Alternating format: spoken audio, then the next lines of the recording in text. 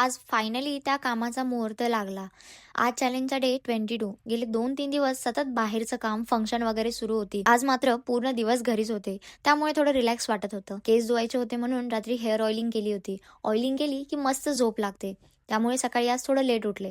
अंघोळ करून आले, त्यानंतर मॉर्निंग स्किन केअर केली. आज थोडी चिल होते, कारण फक्त नॉर्मल रुटीन होती. ठरवलं होतं आज नो एक्स्ट्रा वर्क. मग घरात एकटीच होते म्हणून नाश्त्याला काय करू हा विचार चालू होता. थोडा कंटाळाही आला होता, पण भूक लागली होती आणि करावाच लागला असता. पण काय तेवढ्यात पप्पा आले. त्यांनी नाश्ता आणला आणि आम्ही दोघांनी एकत्र नाश्ता केला. पप्पांनी थोडी फळंही आणली होती. सकाळची सुरुवात एकदम मस्त झाली. मग त्यांना काम होतं म्हणून ते निघून गेले. पप्पा गेल्यावर एक गोष्ट मनात आली. माहेर जवळ असलं की कधीच ताण वाटत नाही. कधी जा, कधी या असं वाटतं. पण लग्न झाल्यावर जबाबदाऱ्या वाढतात आणि तेवढ्याच सहजतेने सगळं शक्य होत नाही. तुम्हाला काय वाटतं? कमेंटमध्ये मला नक्की सांगा. आज पण माझं एक पार्सल आलं होतं. दिवसभर साधारण सेम रुटीन. अर्धा दिवस लॅपटॉपवर कामात गेला.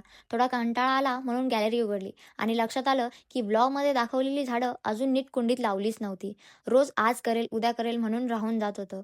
डेली पाणी घालत होते, पण काही ना काही कामामुळे ते काम माझ्याकडून मागे पडून जायचं. आज मात्र शेवटी त्या काम करायचं ठरवलं. स्नेक प्लांट खूप वाढलं होतं. जुनी कुंडी छोटी पडली होती म्हणून मोठ्या कुंडीत त्याला लावलं. तर असा गेला माझा आजचा सिंपल दिवस. Bye bye. I will see you in my next day.